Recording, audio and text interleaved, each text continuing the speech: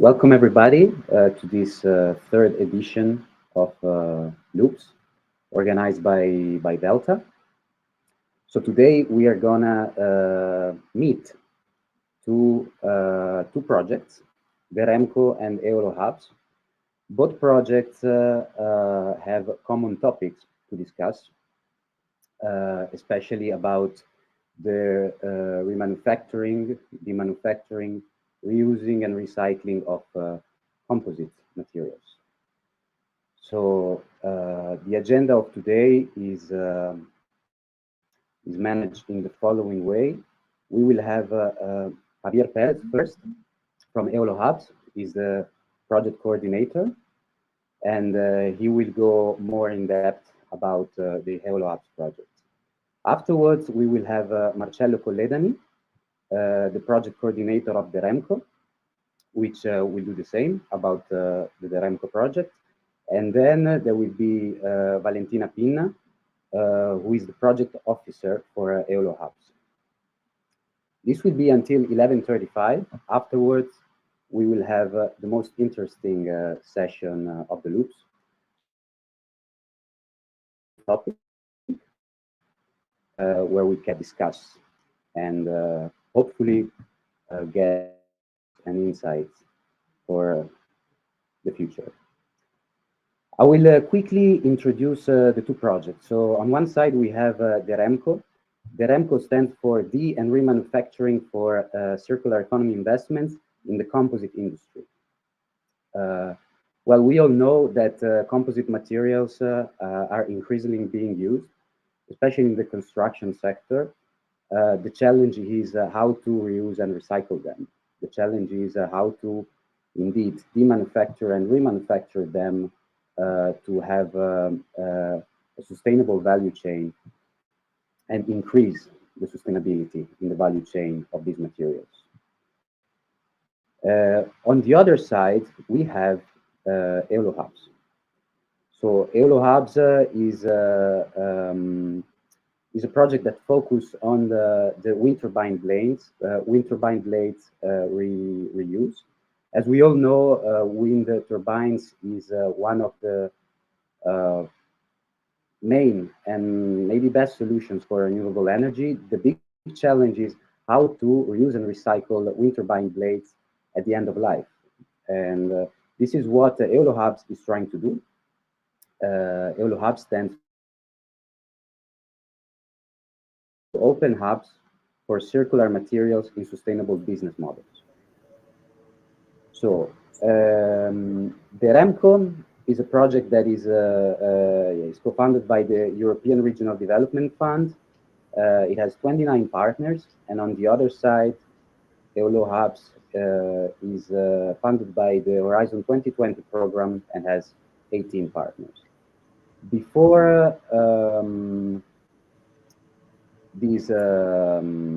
before the questions and answer final session, as I said, the most interesting, we will start now with Javier Perez that will go in depth and explain better the EoLO HUBs project. So Javier, I will leave the word for you.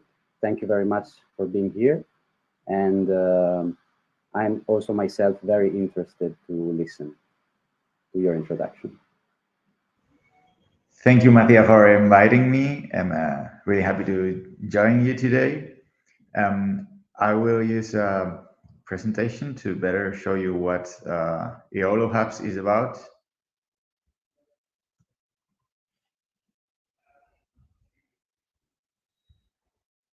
Right.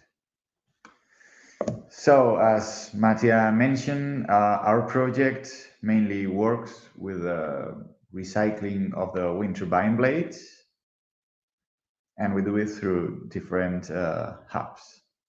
And now let's discuss what the hubs are. Well, we address we have a huge problem in Europe since the big boom of the wind energy was around 30 years ago, and designated service life is around 20 to 25 years for most models. So we are now facing a period where a huge amount of wind turbine blades will enter their end of life, and we have to find efficient and proper solutions for that. When recycling a wind turbine, in addition to the blades, we have some other elements in the structure, but they are usual construction materials and metals for which more standardized recycling solutions or end-of-life solutions are already established and working. But for the wind turbine blades, they're composites. They are a mix of polymers and fibers, and need a more specific solution. Some technologies are on the way, and what we do in EoLO is to improve them, to make them better and more efficient. So the problem with the blades is that due to the structure and the materials I just mentioned, recycling them has three main issues: the heterogeneity of the blade structure, the strong adhesion between the materials forming the blade, because it needs to have a very good performance when it comes to structural and mechanical properties. And as a result of the two first properties, there is a downgrading when applying most of the regular recycling processes to that. And that's why what we will try to fix with the EoLO hubs. And just to mention that, mainly caused by these conditions, the current solutions are mostly landfill or incinerate these materials. Both solutions are to be restricted or prohibited by many countries, and in the future by the European Union. So we have to find alternative solutions within the short or mid-term if we want to fix this before it becomes a bigger issue. Our consortium has 18 partners, as Mattia already mentioned, representing different sectors from the European industry, academia, and research centers. The solution we propose for the problems I just mentioned would include to improve the decommissioning and pretreatment once the wind turbines enter their end of life, then apply the innovative recycling technologies, which would be the, let's say, the core of the project. And after that, of course, we will develop upgraded processes for the reclaimed fibers, because it's not just about how to recycle that, but also about what to do with it after.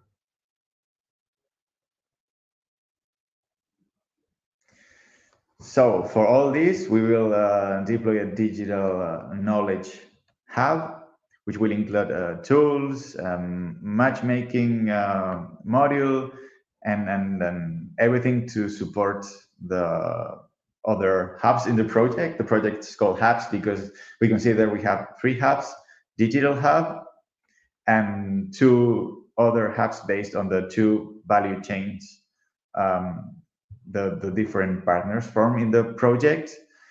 We will also develop improved decommissioning tools for cutting, handling, shredding, and sorting the materials. Then, as I mentioned, we will have 2 routes, one based on low carbon pyrolysis technology and one based on green chemistry solvolysis. Both technologies already exist in, let's say, early stages. They are not widely implemented, but what we will do here is to bring them closer to the industry by making them more green, more efficient, and hopefully for a wide application in the future of the wind industry in Europe. And at the end of it, of course, we have to prove this is useful, and this will generate materials that can be used by the industry. And for that, we will create upgraded processes where we will show what can be done with these materials mainly in the construction and in the automotive industry. Our impact will, of course, consist in a reduction of costs and time. We'll also generate a lot of information, which is going to be extremely valuable for the design of the wind turbines in the future, to make it easier for them to be recycled. And of course, we expect to generate much better environmental performance of the processes when compared to traditional end-of-life processes for such materials. And here we can see a schematic of the partners and the two main routes, value chains for the materials. One where the core technology is the green chemistry solvolysis, and one where the core technology is the low carbon pyrolysis. We see here all the partners in the consortium that are going to be involved and at which stage, and the end applications that I just mentioned. Main ones are automotive, construction, and hopefully we will also develop something that's of applicability for new wind turbine blades, in some parts of the blades where the structural and performance requirements are not that demanding, and recycled materials have a chance to be used. We just had our month 12 meeting. The consortium is really focused on teamwork. Things are working smoothly. We are really happy with the results so far. And just to mention, it's been just 1 year out of 4 for EoLO HUBS, but we already have the first results. So we have a first model of the decommissioning software by TNO. We have also a first version of the end-of-life diagram, in which all partners collaborate to place what they do and where they do it, and to better understand how the whole thing works. And our technical partners are already having successful results for the first solvolysis, pyrolysis tests, and the fabrication of materials, intermediate materials, using these recyclates to be used in the industry. And that's all so far. I hope you found it interesting, and I will be happy to answer all your questions. I think Mattia at the end of the session, once we have finished with the presentation. Exactly, Javier.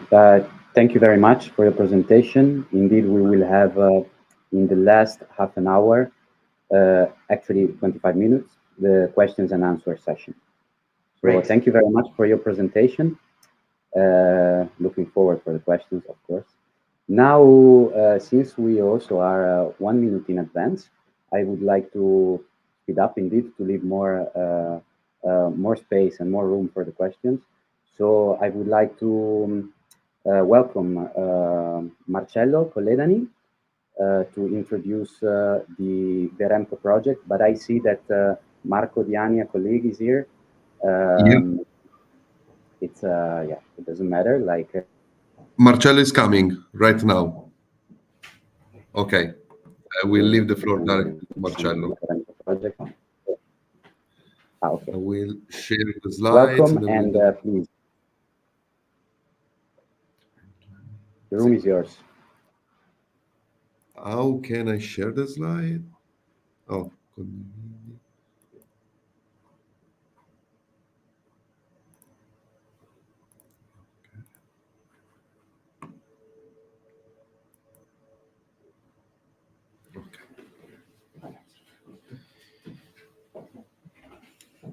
Good morning, colleagues.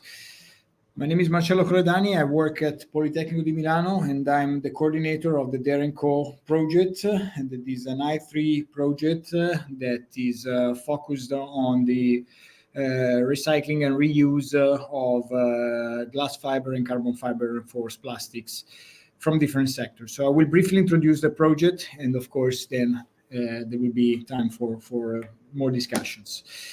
So the starting problem of reference is the fact that fiber-reinforced plastics are widely adopted in many sectors, And in DeremCo in particular, we focus on the wind blades, so blades from wind energy systems. But in spite of the benefits that these materials show in different applications, so of course, the management after the use phase of these components made of these materials still remains a challenge. If we look at what happens today in many cases, and of course wind blades is one of these, landfill is the most common target destination of this material after the use phase. There are some solutions that are low-end recovery of these materials, but still without a wide diffusion in Europe, also due to the economic implications and the limitations that you see in the slides. So the most important one being a lack of a systemic value chain integration approach for systematically reuse composites, maintaining the residual property of the material after the use phase. Just to give you some numbers, in the wind energy sector, these are the predicted volumes of GFRP waste that are predicted in Europe and worldwide in the next few years. And of course, in the lower graph on the right, you see the typical age of installations in Europe. And typically, these kind of systems require a change in the blade or decommissioning after 25, 30 years of use. So we have many installations that are getting to this point. To give some numbers, Wind Europe estimates around 60,000 tons of GFRP coming from wind blades in the next few years. This problem was already treated and tackled in the fiber use project. This is a project in Horizon Europe, in Horizon 2020, sorry. We coordinated starting June 2017. And it involved 21 partners with 10 million euro funding. It was coordinated by us at Politecnico. And this project gave us the opportunity to test and validate different process chain for reusing materials from composite-made parts. And out of this project, we already published a book that is open access. So if you want to get more details about what this project did, please make reference to this book. The main approach that we proposed for in the different business cases we demonstrated in fiber use for reusing this material was this cross-sectorial idea, where the key point is trying to maintain the properties of the material after the first use phase in a given sector in order to meet the specifications of sectors that typically require less demanding specification for being used. And out of this project, we developed and produced different prototypes made of recycled glass fiber and carbon fiber reinforced plastics that we also showcased at the Design Week in Milan. So we grounded on this result, and in 2022, we submitted the proposal DeremCo in the I3 program, that is Interregional Innovation Investment.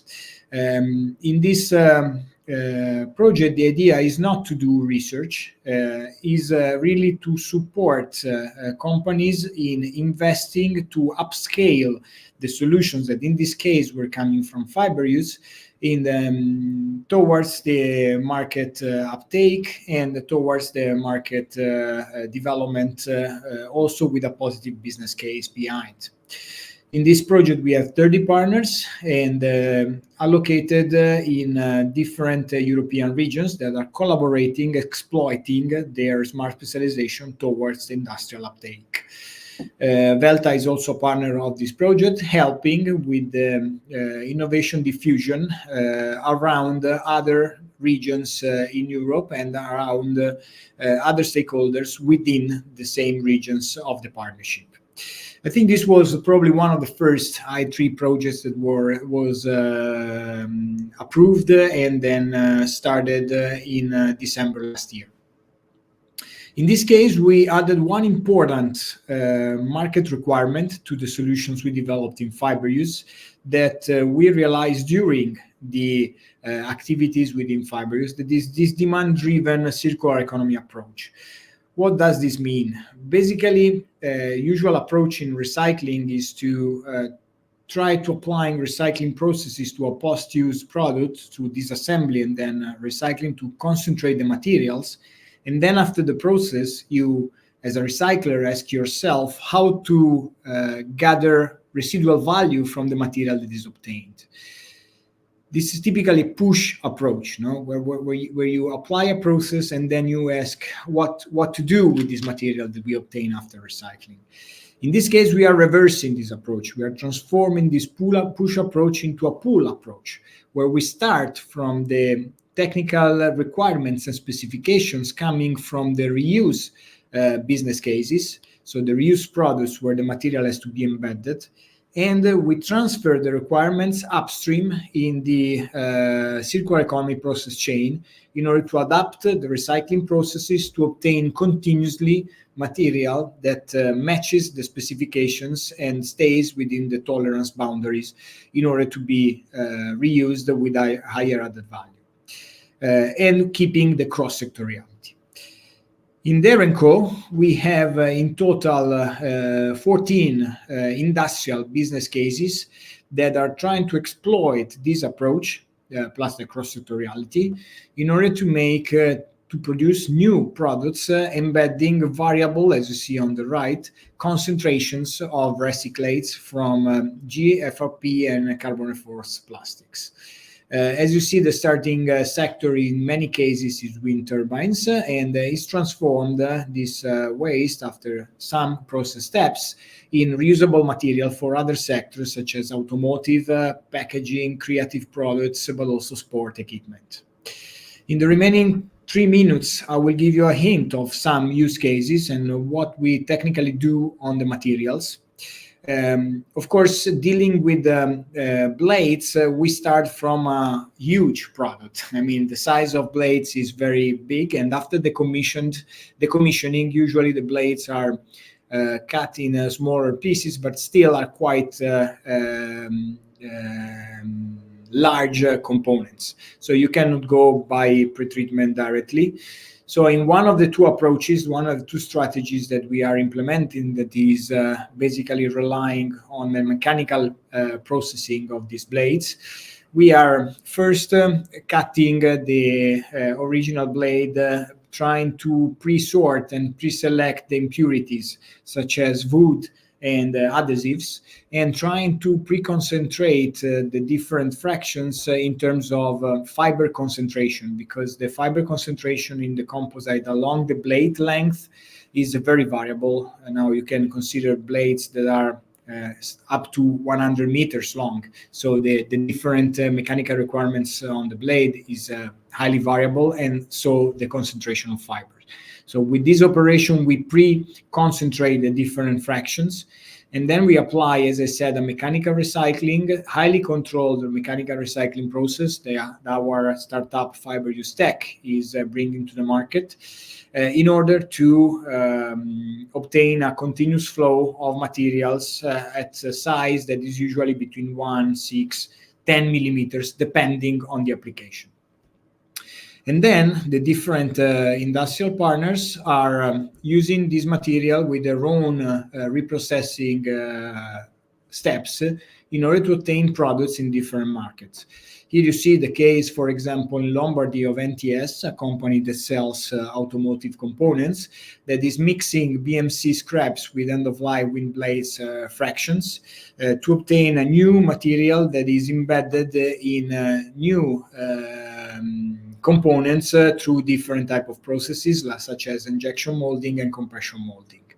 And the material, the components for the automotive sectors that we obtain are very good in terms of performance and definitely meet the technical standards of this highly demanding sector.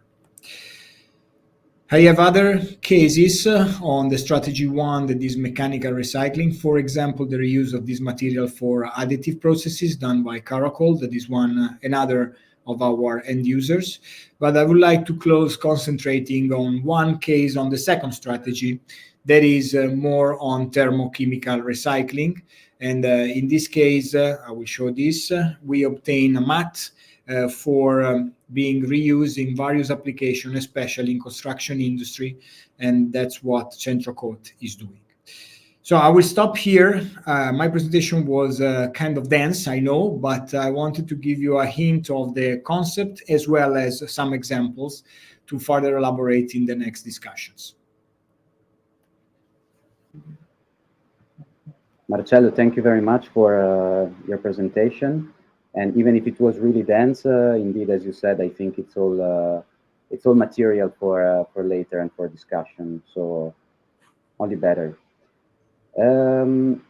As now, I would like to give the word to Valentina Pinna. She's the project officer of EoLO HUBS, and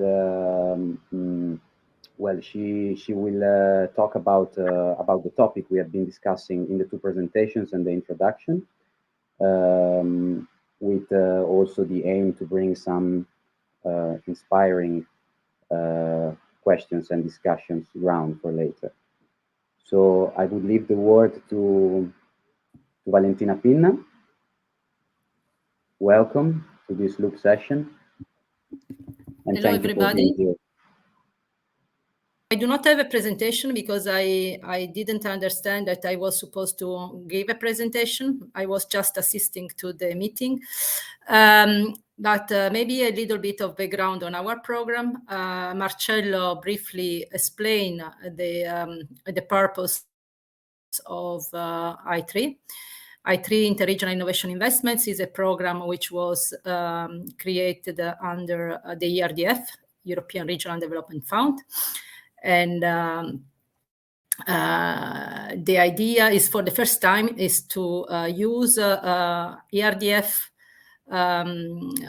with a program directly managed by the Commission. So basically, it's ERDF directly managed by us, NEISMEA, to finance uptake of innovation. Uptake of innovation, commercialization. So the principle for us is to finance projects that emerge bottom-up from the territories of the EU, where regions come together to create interregional value chains.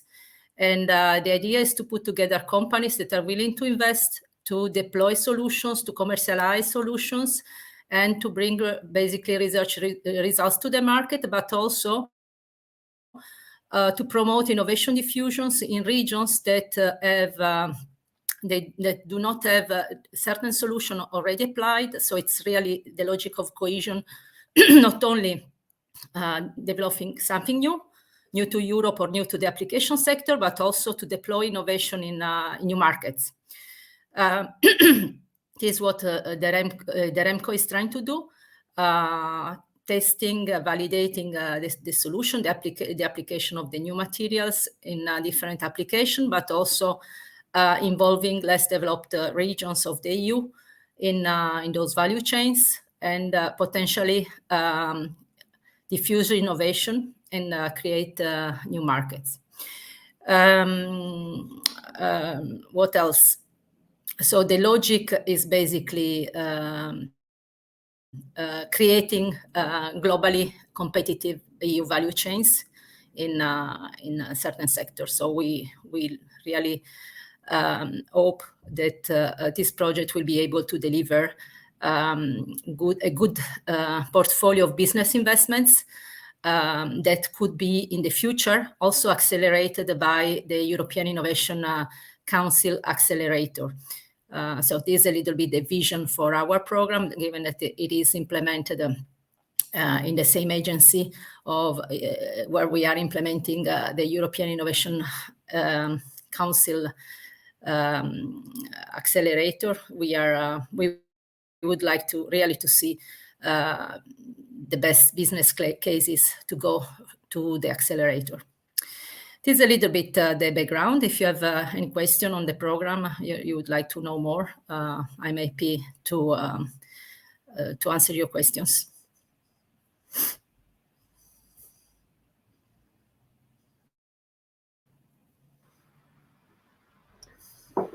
Valentina, thank you very much.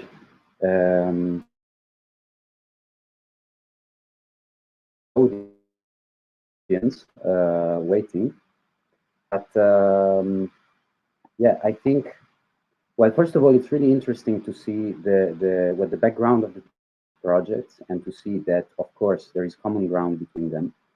So also to see that there are more initiatives, more people working in the same direction, and it is nice to see the connection and links between the remanufacturing of composite material in general, and specifics and the specific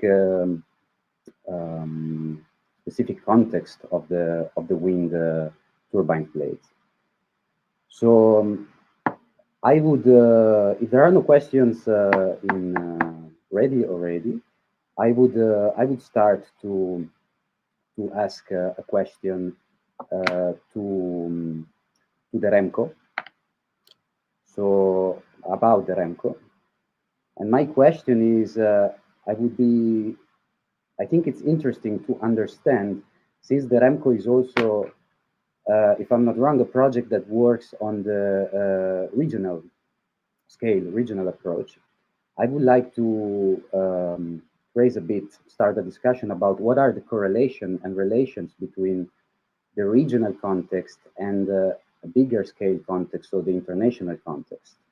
So how these two dimensions interact with each other in terms of replication, but also, no, this is a question for Marco. Yeah, thank you. So good question, very good question. Thank you, Mattia. I can reply to you mainly following two different ways. First of all, let's consider that the DeremCo is a project, as Marcello presented, that involves several partners from several countries in Europe. And we decided to construct this consortium considering some of the most involved countries in terms of wind energy and all the streams of composite streams. So this is the first thing. The second thing is that, I don't know if Marcello had time to present it, but we will have also during the project, in particular from April of the next year to November of the next year, an open call for involvement of new partners, new actors, let me say, it's better than partners, that we will be directly involved in the project through a cascade funding mechanism.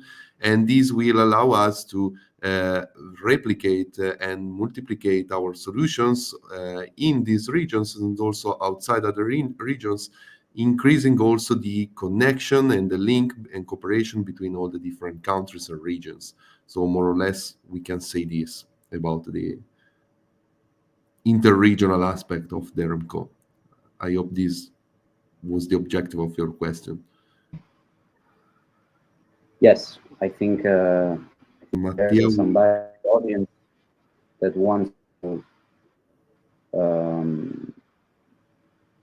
on within this subtopic. So indeed, the interregional replication of the project. My colleague Martin said there are no questions for now, so we'll proceed, and I will come to you, Javier. Also, from your very interesting presentation, I'm very curious, you know, because we have talked about many processes with the final aim to increase the value chain in terms of de- and remanufacturing, recycling, and reusing. So I'm curious about how to minimizing the pollution in those processes that are themselves that themselves have the goal to increase the value chain. So to reuse and recycling. In this specific case, of course, we're talking about wind turbine blades. So in the processes that are involved for these improvements, how to minimize the pollution while keeping the let's say a good time. Sorry, Mattia, I lost you for a second, but I think I got the main purpose of your question. Well, Okay. you mentioned different things as repurposing, reuse, and recycling. The main thing we do at the EoLO hubs is recycling, and the improvement in terms of environmental performance will be achieved through an overall improvement of the efficiency of the processes. We think that improving just the environmental performance without improving all the rest of the tools and technologies and processes can lead to a poor acceptance. So you have to make something that's overall attractive, overall efficient, interesting for the industry, and in addition to that, interesting from the environmental point of view. So for the two main technologies we work with, that translates into well, for the pyrolysis, that's let's say quite well developed technology at this point, but the thing is it's quite expensive and not so efficient to make it affordable for glass fiber composites. So let's say at the moment, it's just interesting for carbon fiber composites, where the materials you're going to recover are more expensive.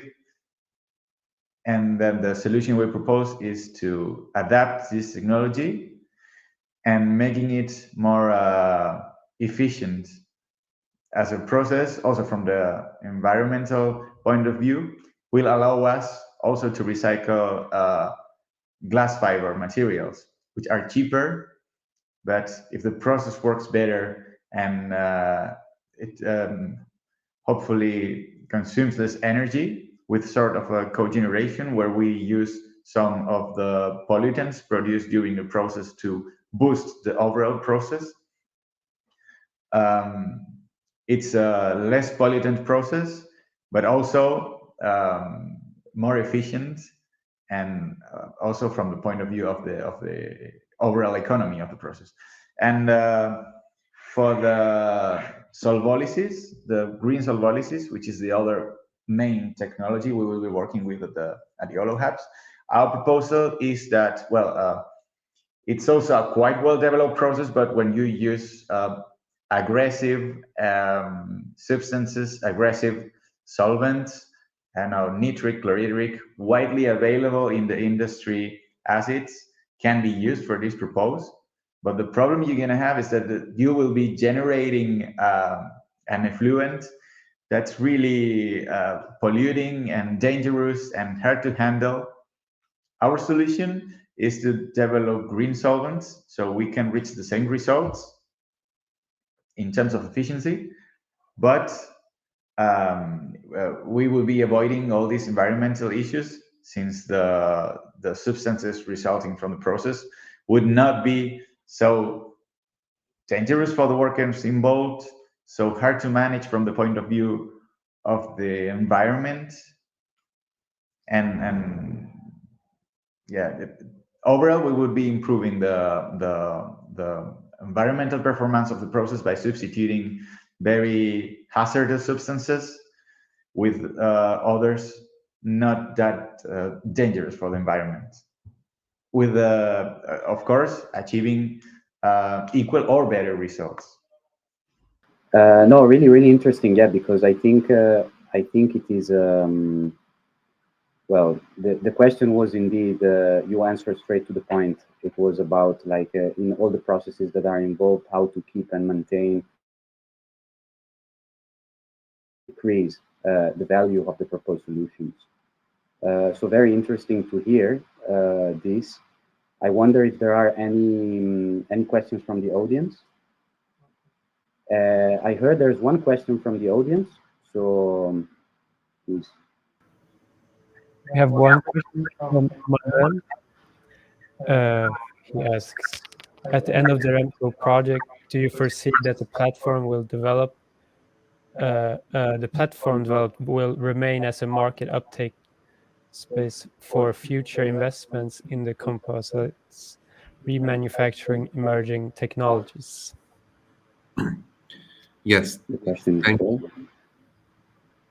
is regarding the platform, for sure, the idea is to use the platform also in future after the end of the project. Sorry, I think that there is some noise. I don't know. Okay, thank you.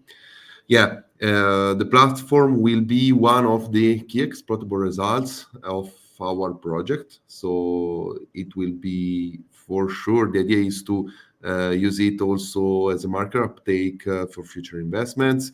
But take into account that this is a multidisciplinary project with a lot of partners. So as we did also for other projects as fiber use that Marcello already presented during the presentation, we pay a lot of attention on the IPR issues. So for sure it will be one of the future uptake. And we are already discussing about who will be the owner, if everyone will be the owner, how to share the invention, and so on. But yes, this is done for more or less all the key exploitable results that are identified during the project itself. But we think that the platform is very important also for this project and for future upscale and uptake of the technologies. Thank you, Marco. You're welcome. I will stay with you to ask related or maybe not second questions. Third, actually. So I'm curious about the role of AI in like. So I know that one of the goal of the DeremCo is also to be digitalized in order to speed up and improve the processes, especially for stakeholders' involvement and so on. So I was wondering if there is any input from AI that can help in terms of indeed linking different stakeholders, but not only. If there is any input that AI gives in processes or anything within the project. Yeah, I think I will make more general your question because it's very, very interesting in my opinion, which can be the role of AI in recycling of composite materials in general, not only in the DeremCo. We can discuss also about the DeremCo. We are studying some possibilities, but I think AI can be important in the future at different levels. First of all, for sure, for the optimization of processes. Linking to the other question that you did to Javier regarding the reduction of pollution, one of the most important thing is for sure to optimize the process in terms of obtainable result, but also in terms of consumption, and emissions and so on. And AI can be helpful in this sense. As an example, you can think the DeremCo is based, as Marcello already presented, is based on a demand-driven approach. So let's focus on the final product and then optimize our processes, both recycling and reprocessing processes, to obtain the product with these characteristics. AI can be very useful in the optimization of the processes. Clearly, you must have a lot of data. All of us know how AI works, but can be very interesting in this sense. It can be interesting also in connection of different actors in future, as an example, linking demand and supply. This can be one option. If I have some material or an end-of-life product, or on the other hand, I want to use some recycled material, want to implement a new process to produce one product, AI can facilitate this linking for sure. And also, we can think if there can be space or the possibility for AI also to help in the, or better, to facilitate the implementation of circular value chains, as an example, identifying barriers or possible improvements and so on. So for sure, there will be space for AI at different levels. Must be clearly consider all the problematics also of AI, but yeah, now we are talking on the possibility. So yes, there, in my opinion, and also I think of all the consortium, there will be some space for AI in future. Marco, thank you very much. Yes, indeed, AI is a very important topic, and it's interesting to see in like what are the steps that in which AI can help to improve processes, but also more on the logistics of the platform as well, such as involving better and more stakeholders in a better way. Well, I would, with the input of a colleague, Jaime, I would like to ask the same questions to Javier, also because you know how to improve the processes, for example, of others, to decrease the environmental impact and so on. Like, is there any role for AI in that, or in any other processes, also in EoLO HUBs? So EoLO HUBs strongly relies in some digital tools or software tools, such as the decommissioning tool developed by our colleagues at DeremCo, or the platform itself, but not specifically in AI. This software by our colleagues from DeremCo is focused on planning the logistics and resources when it comes to the decommissioning of large wind farms. And the platform I can discuss in detail now, but I also wanted to mention that we are involved now in some of the projects and proposals where the AI as a trending topic right now has more relevance and more weight. And we consider it especially useful for managing all the information available and materials and recycling industries. There's a lot of information available which is not being properly or optimally used. And AI would be a great solution from our point of view to turn all this into a decision-making tool. For example, what to do with this material based on previous experiences, on the quality of the material, the possibilities, the life that the material had before, to turn all that into a decision tool of help to the industry and the partners to use all the already existing information to optimize the solution, and finally leading to a longer life of the materials by themselves or recycled. And also, I think the question from Amy was mentioning the platform in our project and the future use of the platform. And it's something from the very early stages we thought of this as something that will survive the project and be independent from the project right after.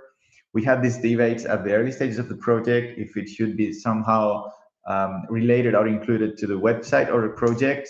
And the solution we agreed was no, because once the project is done, the website will in a short or medium term fade away or fall obsolete, something like that. But we want to include in the platform.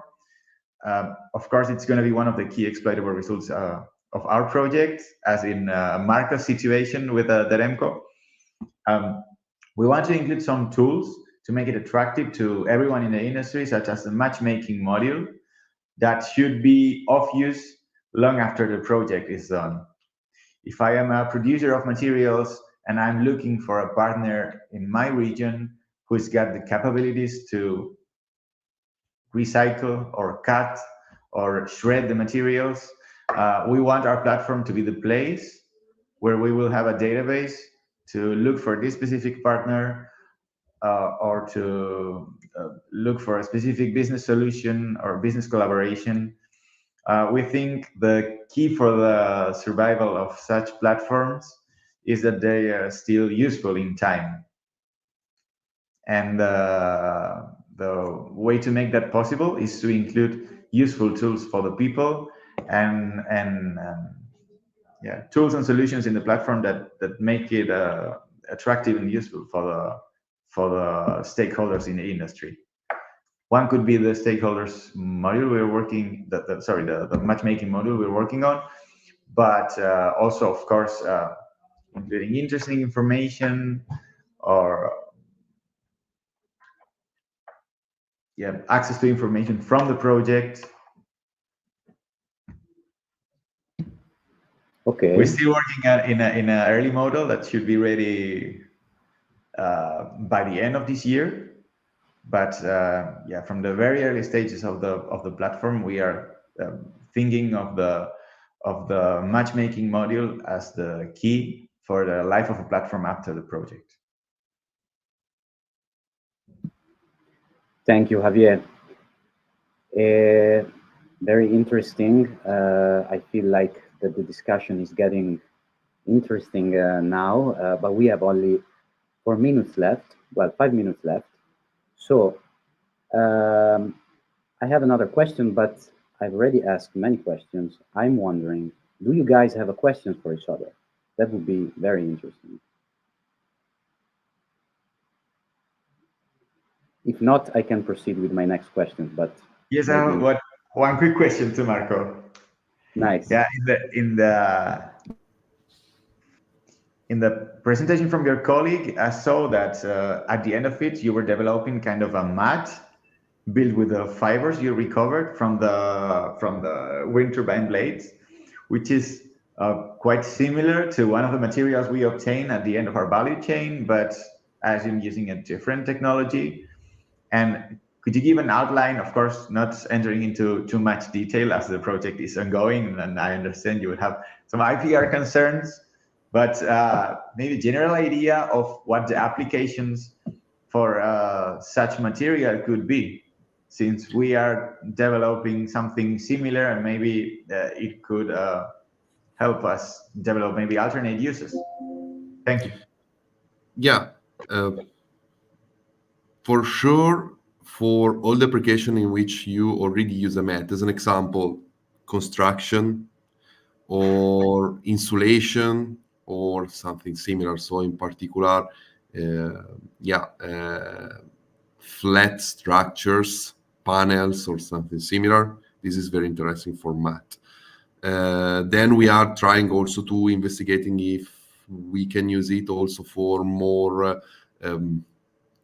technical, let me say, for more technical products. So that requires high mechanical performances or something similar. But for sure, mat are already used for a lot of construction panels or insulation panels and so on. So first of all, for sure, this. But it's quite innovative also for us. So we can, I mean, if in 1 year there will be another event as this one, we can discuss better on where we used it. Sure, thank you. Yeah, we have a very similar situation. I mean, the main challenge with such materials is this upgrading or finding applications where the material is of use, but they are highly demanding applications. Yeah. And yeah, to be honest, we have better defined the applications and the performance and everything when it comes to construction or automotive, which are also areas of interest for the project. But yeah, when it comes to the mat and maybe reusing it in the wind industry energy, that's a huge challenge we are facing at EoLO HUBS. And yeah, as you, Marco, I hope I have better information in 1 year from now. And I yeah, think can be interesting in organizing one call, okay, in the next, not days, because now there will be holidays, but in the next months, let me say, or weeks, and then keep in touch also to see if there are some possibilities to cooperate. I think it can be interesting for me. I would love to. It would be really, really interesting. Also for us, for sure, because it's now nice to see at the end of the presentations and the discussion that, you know, the common grounds, but also question raised for each other to improve, and also I think, yes, for the audience is nice. This is the best moment to see the real insights of this topic. It's 2 minutes left, so I don't know, maybe I can ask quickly last questions, like, which is actually another very, very complicated one, probably, but like, I'm curious about if you can say a couple of words, the both of you, what are the main challenges in aligning the stakeholders in these processes, in the project? So, for everything you have been talking about until now, like the first thing that comes into your mind? I think that if I can start with very few words, I think that one of the main challenges with stakeholders is that everyone wants to do something, but no one know what to do. Okay, I mean, we have a lot of contacts also outside the project, and more or less all the stakeholders outside the project, in particular the waste owner, said, "I have this waste. Can you take it?" And the answer should be no. We have to think together what you can do with it. So I think the most challenging thing is this, to increase the awareness of the stakeholders, and in particular waste owners, in my opinion, and also the manufacturers. So in one word, awareness. Yeah, and from my side, I'd say it's always challenging to align interests and to transmit to the stakeholders why is it interesting for them to join the activities in the project. I don't know, workshops, meetings, and everything. Yeah, sometimes they do not. Let's say they do not really understand what's in the project for them, and they consider it's going to be quite, I don't know, hermetic, or that we are going to be too protective, or they definitely sometimes do not understand what's in the project for them.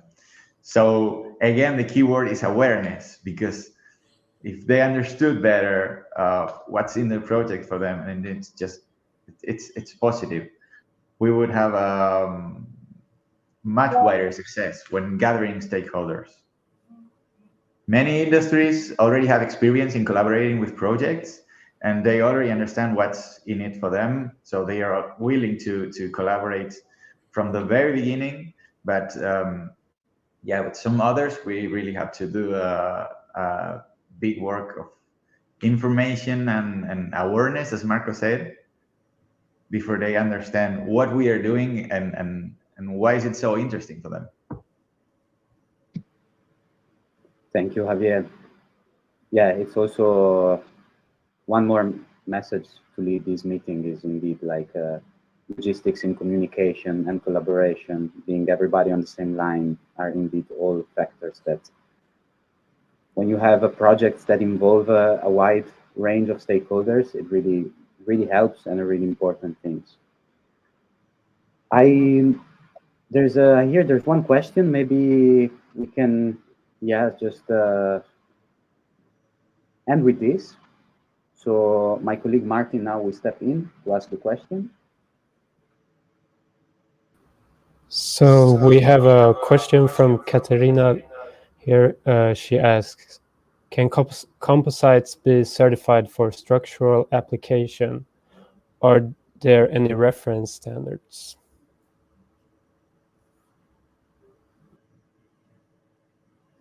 Who will reply? I suppose the question goes for Yeah. Both of you.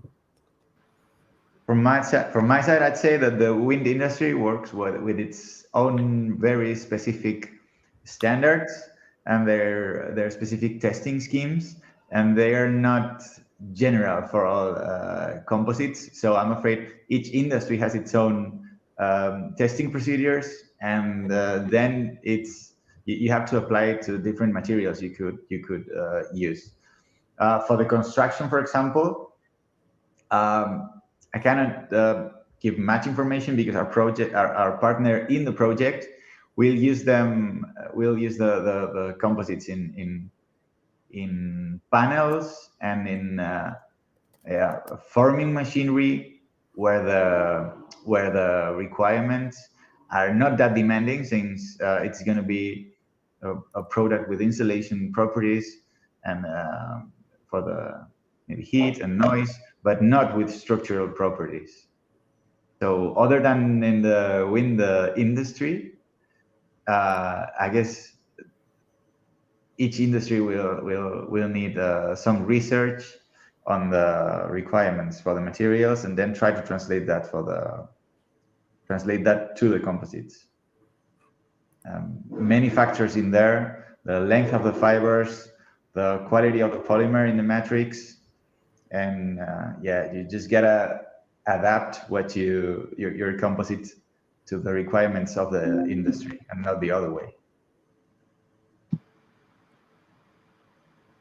I agree with you. Question. Yeah.